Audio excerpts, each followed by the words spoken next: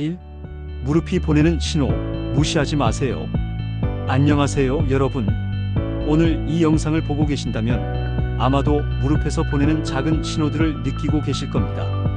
시작하기 전에 여러분의 건강한 무릎을 응원하는 의미로 구독과 좋아요 버튼 눌러주시면 더 좋은 건강 정보로 보답하겠습니다. 계단을 오를 때마다 느껴지는 뻐근함, 쪼그려 앉았다 일어날 때 들리는 뚝 소리, 아침에 일어날 때 느껴지는 뻣뻣함. 나이 들면 다 그런 거지 하고 넘기셨나요?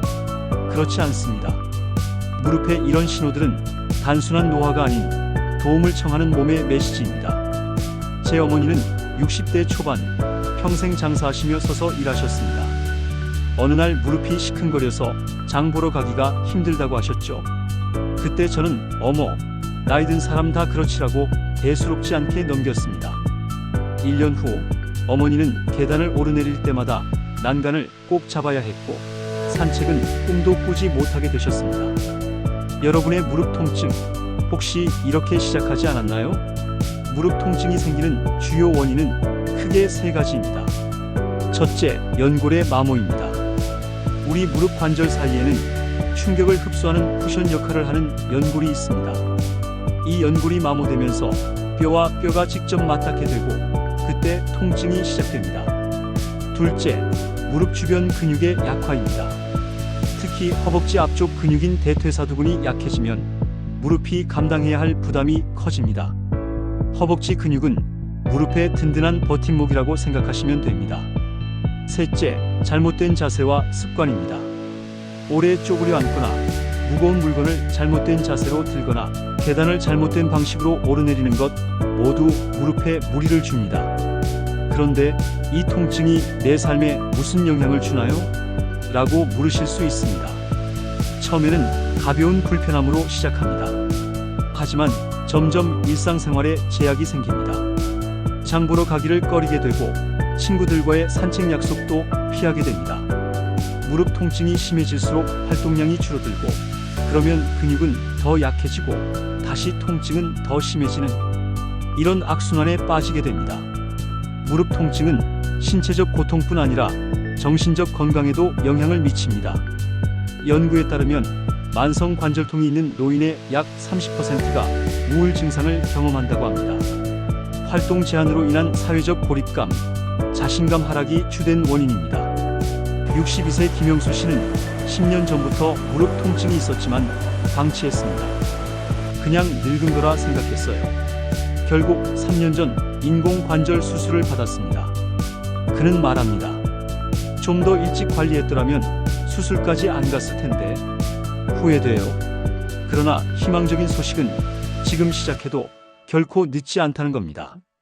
무릎 건강은 언제든 개선할 수 있습니다. 83세에 처음 운동을 시작해 무릎 통증을 극복한 분들도 있습니다. 오늘 이 순간이 여러분의 무릎 건강을 되찾는 새로운 시작점이 될 수 있습니다. 이제부터 차근차근 무릎을 살리는 운동법을 알려드리겠습니다. 다음 챕터에서는 무릎 건강의 첫걸음, 의자 스쿼트에 대해 알아보겠습니다. 여러분의 무릎은 지금 여러분의 관심과 사랑이 필요합니다. 함께 시작해볼까요? 영상이 도움이 되셨다면 구독과 좋아요 부탁드립니다. 여러분의 작은 응원이 더 많은, 더 좋은 무릎 건강 정보를 만드는 원동력이 됩니다. 알림 설정도 켜두시면 다음 영상도 놓치지 않고 볼 수 있답니다. 2. 무릎 살리는 첫걸음 의자 스쿼트. 여러분, 지금부터 가장 중요한 비밀을 하나 알려드립니다. 무릎 통증을 줄이는 가장 효과적인 방법은 무릎을 쉬게 하는 것이 아닙니다. 놀라셨나요? 아프면 쉬어야지 무슨 운동이야? 라고 생각하실 수 있습니다. 하지만 실제로는 적절한 운동이 무릎 통증을 줄이는 최고의 방법입니다. 그 중에서도 오늘 배울 의자 스쿼트는 무릎 건강의 첫걸음입니다. 제 이웃 박할머니는 68세 무릎 통증으로 3년간 고생하셨습니다. 처음엔 무서워서 꼼짝도 안 했어. 움직이면 더 아플까봐. 하지만 의사 선생님의 조언으로 의자 스쿼트를 시작했고 3개월 만에 마트를 혼자 다니실 정도로 좋아지셨습니다. 이 운동 진작 알았으면 고생 덜 했을 텐데. 할머니의 말씀이 아직도 귓가에 맴돕니다. 왜 의자 스쿼트가 그렇게 효과적일까요? 무릎 관절은 허벅지 근육, 특히 대퇴사두근에 의해 보호받습니다. 이 근육이 약해지면 무릎이 모든 충격을 홀로 감당해야 합니다. 의자 스쿼트는 바로 이 대퇴사두근을 강화시켜 무릎의 부담을 줄여주는 운동입니다. 자, 지금부터 함께 의자 스쿼트를 해볼까요? 걱정 마세요. 집에 있는 평범한 의자면 충분합니다. 의자 스쿼트 방법 1. 의자 앞에 똑바로 서주세요. 의자와 엉덩이 사이는 주먹 하나 정도 거리를 둡니다. 2. 발은 어깨 너비로 벌리고 발끝은 약간 바깥쪽으로 향하게 합니다. 3. 이제 천천히 앉는 자세를 취합니다. 중요한 건 무릎이 발끝보다 앞으로 나가지 않게 주의하는 것입니다. 마치 의자에 앉으려는 듯이 엉덩이를 뒤로 밀어냅니다. 4. 의자에 살짝 닿을 듯 말 듯한 위치까지 내려갑니다. 처음에는 완전히 앉아도 괜찮습니다. 5. 다시 천천히 일어나 주세요. 무릎이 안쪽으로 휘지 않도록 무릎 방향을 발끝과 같은 방향으로 유지해 주세요. 이 동작을 10회씩 3세트, 하루 1회에서 2회 하는 것을 목표로 해보세요. 너무 힘들다면 처음에는 5회부터 시작해도 좋습니다. 점차 횟수를 늘려가는 것이 중요합니다. 그런데 매번 이렇게 정해진 시간에 운동하기가 쉽지 않아요. 맞습니다. 저도 그렇습니다. 그래서 일상생활 속에서 자연스럽게 실천할 수 있는 팁을 준비했습니다. 생활 속 의자 스쿼트 실천 팁. 아침에 양치질 전 화장실에서 스쿼트 5회. 점심 식사 전 의자에 앉기 전에 스쿼트 5회. TV 광고 시간에 소파 앞에서 스쿼트 5회. 저녁 설거지 전 싱크대 앞에서 스쿼트 5회. 이렇게 하루에 나눠서 하면 어느새 20회 이상 스쿼트를 하게 됩니다. 누군가에게는 작은 숫자일 수 있지만 전혀 하지 않던 분들에게는 큰 변화의 시작입니다. 65세 김영희 씨는 말합니다. 처음엔 무릎이 아파서 5번도 못했어요. 그래도 포기 안 하고 매일 조금씩 했더니 한 달 만에 무릎이 가벼워지더라고요. 지금은 마트 가서 장바구니 들고 다녀도 무릎이 끄떡없어요. 또 다른 팁을 드리자면 의자 스쿼트 할 때 처음에는 무릎이 불안하다면 의자 등받이나 벽을 가볍게 잡아도 괜찮습니다. 점차 손의 의존도를 줄여나가는 것이 좋습니다. 겉으로 보기에는 단순한 운동이지만 대퇴사두근은 우리 몸에서 가장 큰 근육 중 하나입니다. 이 근육이 강화되면 무릎 통증뿐 아니라 전체적인 하체 안정성이 좋아지고 걸음걸이도 더 힘차고 안정적으로 바뀝니다. 운동할 때 주의할 점은 통증이 심하게 느껴진다면 무리하지 말고 쉬었다가 다시 시도해보세요. 모든 운동은 꾸준함이 중요합니다. 하루에 많이 하는 것보다 매일 조금씩이라도 하는 것이 더 효과적입니다. 여러분, 지금 당장 시작해보세요. 영상을 보시는 중이라면 잠시 일어나 함께 해볼까요? 5회만이라도 따라해보세요. 그 작은 시작이 여러분의 무릎 건강을 되찾는 첫걸음이 될 것입니다. 다음 챕터에서는 무릎 통증을 즉각적으로 완화시켜주는 종아리 뒤 스트레칭에 대해 알려드리겠습니다. 놓치지 마세요. 영상이 도움되셨다면 구독과 좋아요 버튼 눌러주시고 댓글로 여러분의 의자 스쿼트 경험도 공유해주세요. 여러분의 이야기가 또 다른 분들에게 큰 힘이 된답니다. 3. 통증 완화의 비밀 종아리 뒤 스트레칭. 자, 이제 여러분의 무릎 통증을 빠르게 완화시켜줄 마법 같은 운동을 소개해드릴 차례입니다. 바로 종아리 뒤 스트레칭입니다. 이 운동이 왜 마법 같냐고요? 바로 효과를 즉시 느낄 수 있기 때문입니다. 여러분, 아침에 일어나서 첫 발을 내디딜 때 무릎이 뻣뻣하게 느껴지시나요? 계단을 내려올 때 무릎이 시큰거리시나요? 이런 증상들은 대부분 우리 다리 뒤쪽 근육, 특히 종아리와 햄스트링이라 불리는 허벅지 뒤쪽 근육이 뻣뻣해져서 나타납니다. 67세 이정화 씨는 지난 5년간 무릎 통증으로 매일 진통제를 복용해왔습니다. 약 없이는 하루도 못 버텼어요. 그런데 재활의학과 의사 선생님이 이 스트레칭을 알려주셨는데 첫날부터 달라지더라고요. 이제는 약 없이도 잘 지내요. 무릎 통증의 주범인 뻣뻣한 근육이 왜 이렇게 문제가 될까요? 우리 몸은 연결되어 있습니다. 종아리 근육이 뻣뻣하면 발목의 움직임이 제한되고 이는 무릎에 더 많은 부담을 줍니다. 마치 자동차의 서스펜션이 고장난 것과 같죠. 충격을 흡수해야 할 부품이 제 역할을 못하면 그 충격은 고스란히 다른 부분으로 전달됩니다. 종아리 뒤 스트레칭은 이런 뻣뻣한 근육을 부드럽게 만들어 무릎의 부담을 크게 줄여줍니다. 더 놀라운 점은 대부분의 분들이 첫날부터 그 효과를 느낄 수 있다는 것입니다. 지금부터 함께 따라해 볼까요? 벽만 있으면 어디서든 할 수 있는 간단한 운동입니다. 종아리 뒤 스트레칭 방법 1. 벽 앞에 서서 양손으로 벽을 짚습니다.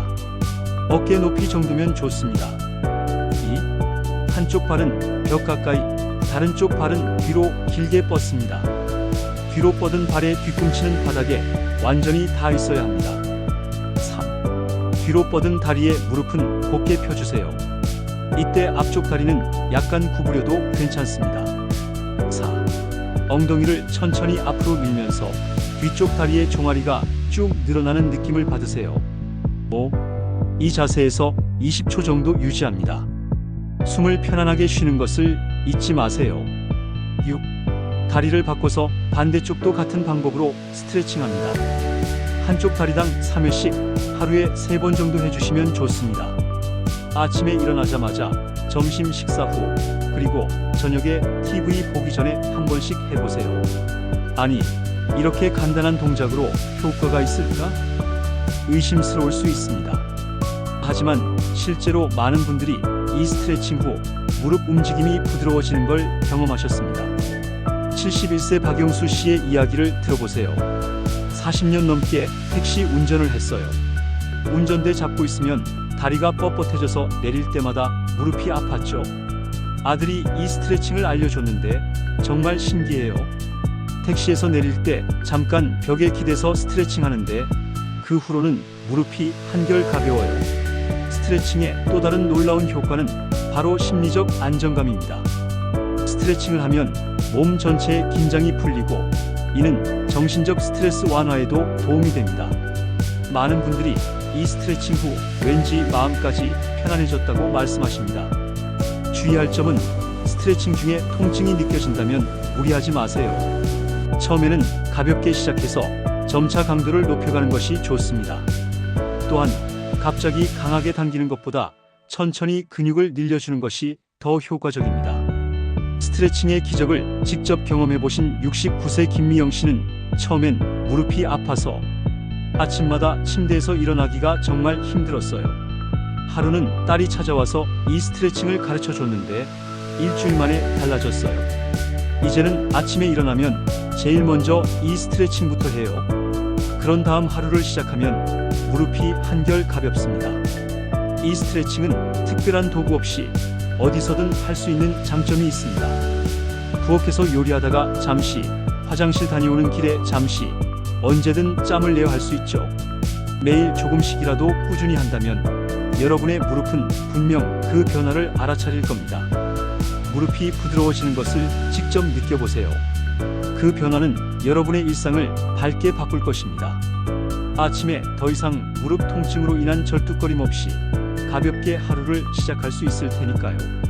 다음 챕터에서는 걸음걸이를 안정시키고 균형 감각을 향상시키는 발 뒤꿈치 들기 운동에 대해 알아보겠습니다. 이 운동은 특히 넘어짐을 예방하는 데 큰 도움이 된답니다. 지금까지 함께 해주셔서 감사합니다. 영상이 도움이 되셨다면 구독과 좋아요 부탁드립니다. 댓글로 여러분의 경험도 나눠주세요. 종아리 스트레칭 후 어떤 변화를 느끼셨나요? 여러분의 이야기가 다른 분들에게 큰 용기가 된답니다. 4. 걸음걸이를 안정시키는 힘 발 뒤꿈치 들기. 여러분, 길을 걷다가 갑자기 무릎이 휘청거린 경험이 있으신가요? 아니면 조금만 걸어도 무릎이 불안정하게 느껴지시나요? 오늘 소개해드릴 발 뒤꿈치 들기 운동은 이런 문제를 해결하는 데 탁월합니다. 그 전에 한 가지 질문 드리겠습니다. 여러분은 걸을 때 무엇이 우리 몸을 지탱한다고 생각하시나요? 대부분 무릎이라고 생각하시겠지만 사실 우리 걸음걸이의 안정성은 발목과 종아리 근육에서 시작됩니다. 72세 최병철 씨의 이야기를 들어보세요. 작년에 아내와 제주도 여행을 갔는데 걷다가 넘어질 뻔한 적이 여러 번 있었어요. 무릎이 자꾸 휘청거려서 결국 여행의 반은 호텔에서 보냈죠. 정말 아쉬웠습니다. 이렇게 무릎이 불안정한 이유 중 하나는 바로 종아리 근육, 특히 비복근과 가자미근이 약해졌기 때문입니다. 이 근육들은 우리가 걸을 때 발목을 안정시키고 체중을 앞으로 밀어주는 역할을 합니다. 이 근육이 약해지면 무릎에 더 많은 부담이 가고 걸음걸이가 불안정해집니다. 발 뒤꿈치 들기 운동은 바로 이 종아리 근육을 강화시켜 안정적인 걸음걸이를 되찾게 해주는 아주 효과적인 방법입니다. 최 씨는 2달간 이 운동을 한 후 달라졌다고 합니다.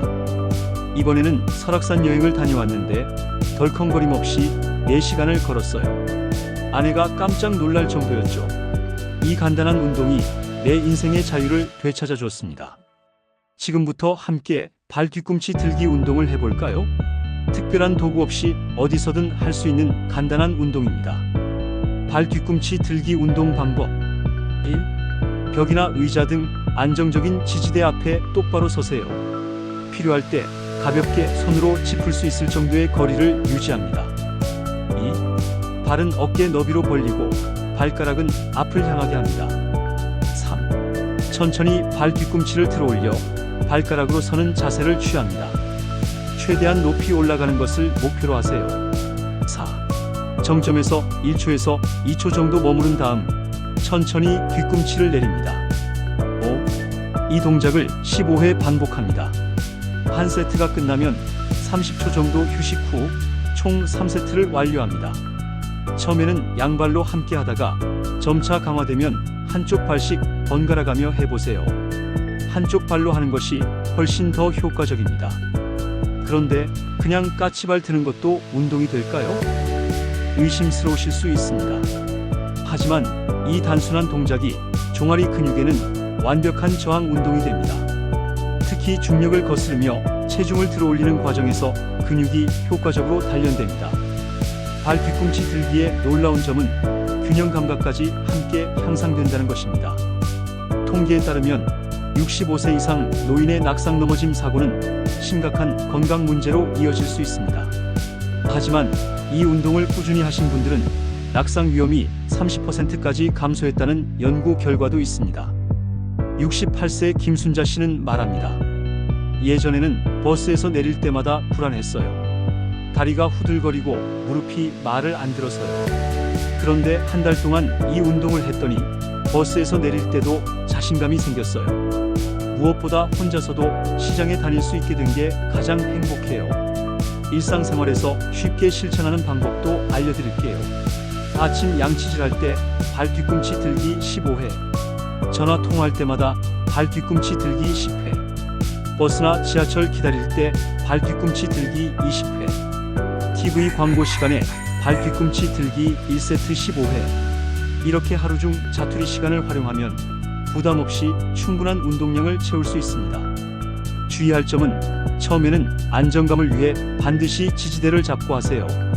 점차 익숙해지면 손가락만 가볍게 대거나 완전히 손을 떼고 할 수도 있습니다. 하지만 무리하게 진행하지 마시고 안전을 최우선으로 생각해주세요. 발 뒤꿈치 들기는 무릎 건강뿐 아니라 발목 힘, 종아리 근육 강화, 균형 감각 향상까지 한 번에 얻을 수 있는 일석삼조의 운동입니다. 가장 좋은 점은 눈에 띄는 효과를 빠르게 느낄 수 있다는 것입니다. 74세 박만석 씨는 일주일 만에 계단을 오르내릴 때 무릎이 훨씬 안정적으로 느껴졌다고 말합니다.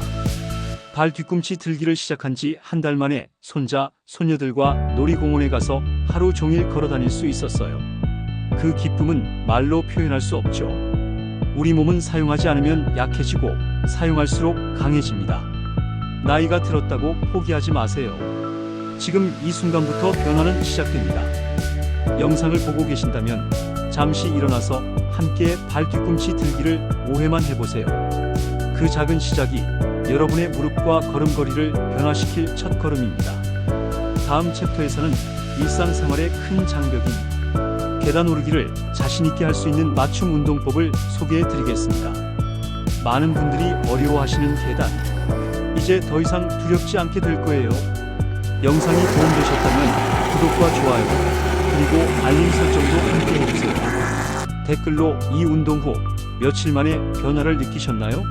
라고 여러분의 경험을 공유해 주시면 다른 분들에게도 큰 용기가 될 거예요. 5. 계단이 두렵지 않은 다리 만들기 계단 오르기 운동.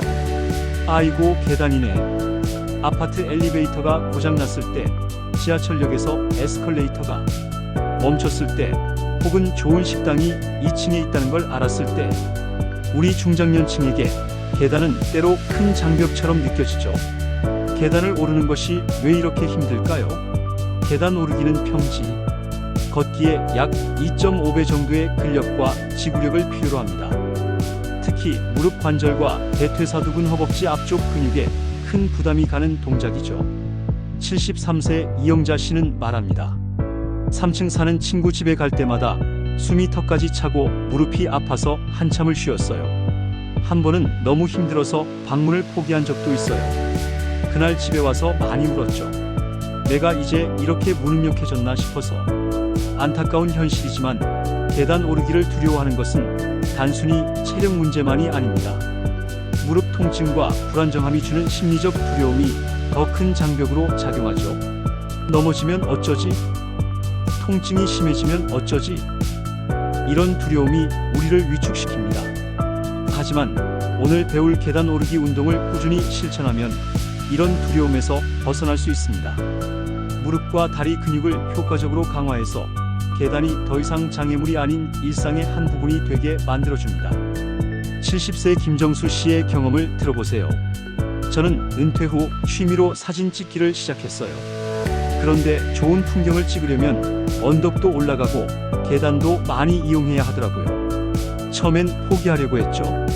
그런데 의사 선생님께서 이 운동을 알려주셨고 3개월 꾸준히 한 결과 지금은 북한산 중턱까지 카메라 들고 올라갑니다. 제 나이에 이런 자유를 느낄 수 있다니 정말 행복해요. 자, 이제 계단 오르기 운동 방법을 자세히 알아볼까요? 실내 계단 한두 개만 있어도 충분히 할 수 있는 운동입니다. 계단 오르기 운동 방법 1. 먼저 안전한 계단을 선택하세요. 난간이 있고 미끄럽지 않은 계단이 좋습니다.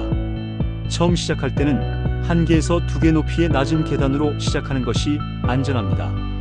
2. 계단 앞에 똑바로 서서 한쪽 발을 계단 위에 올립니다. 이때 발 전체가 계단에 안정적으로 놓이도록 합니다. 3. 올린 다리의 힘으로 몸을 들어 올려 계단 위로 완전히 올라섭니다. 이때 무릎이 안쪽으로 휘지 않도록 주의하세요. 4. 계단 위에 서서 잠시 균형을 잡은 후 반대쪽 발부터 천천히 내려옵니다.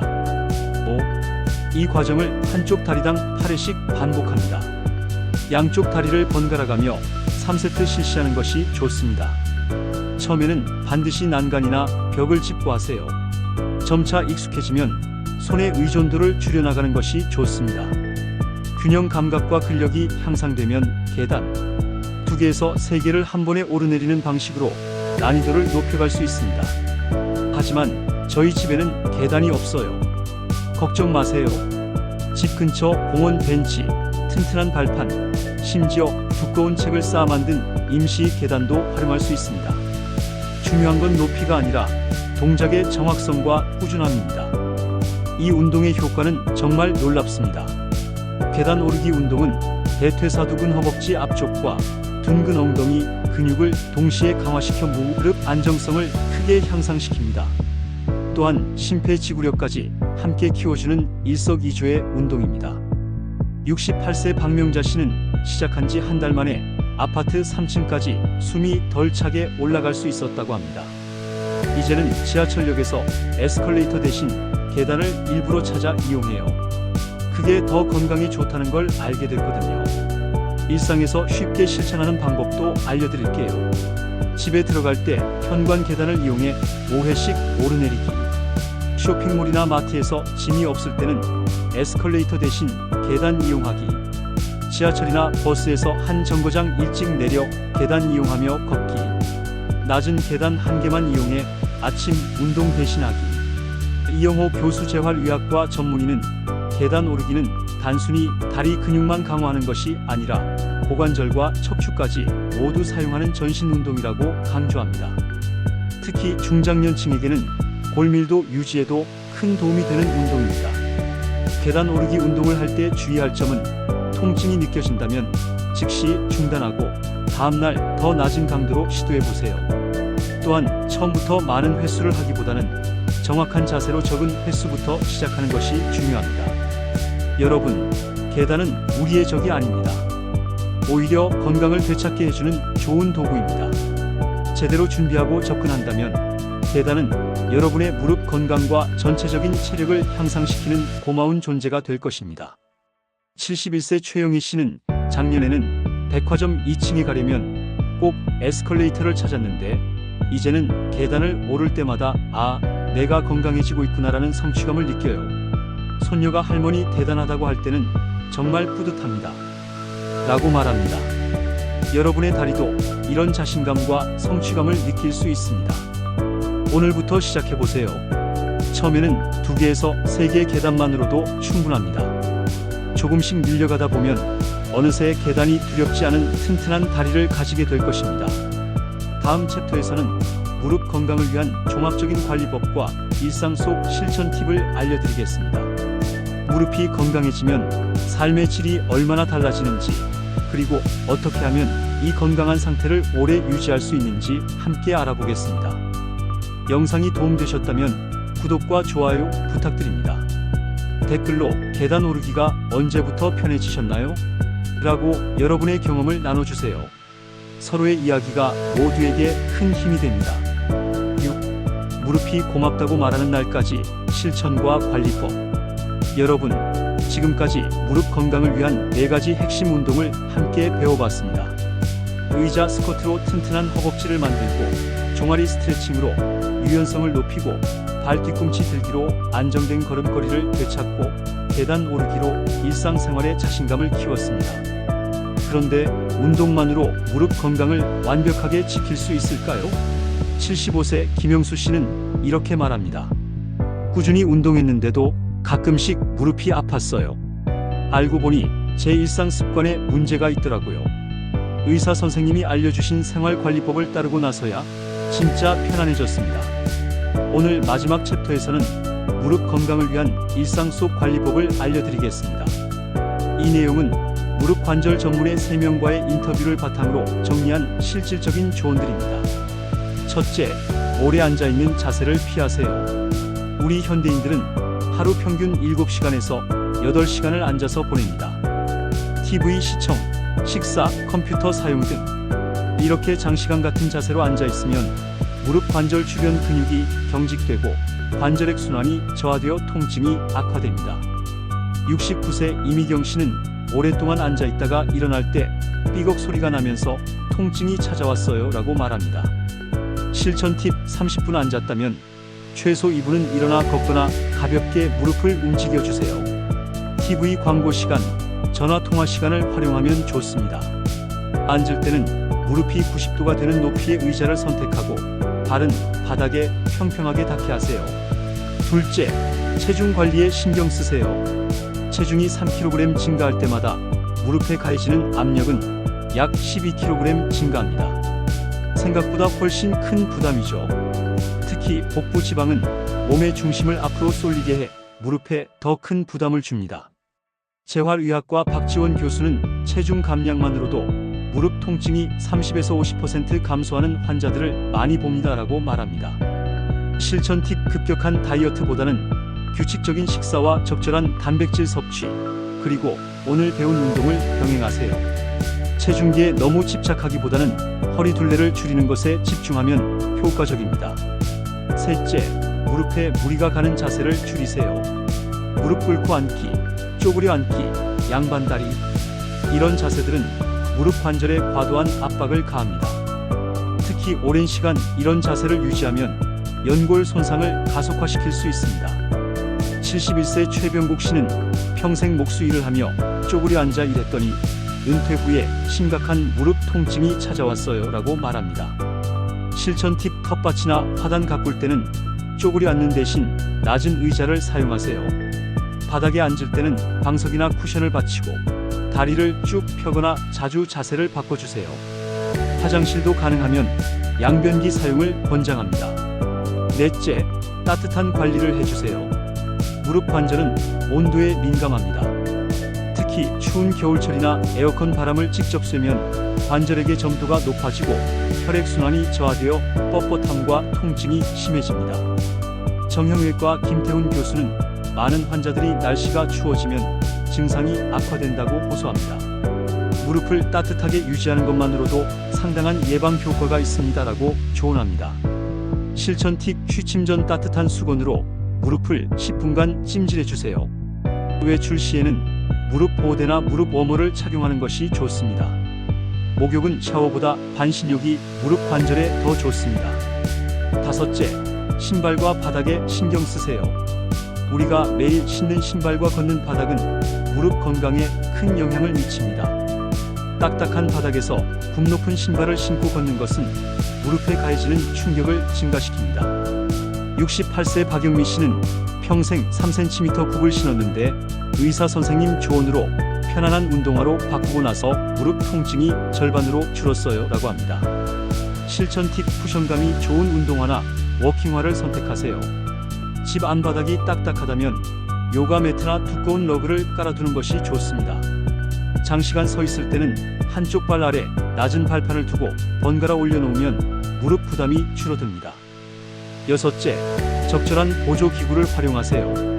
무릎 보호대, 지팡이 등 보조기구는 나이 들었다는 증거가 아니라 현명한 선택입니다.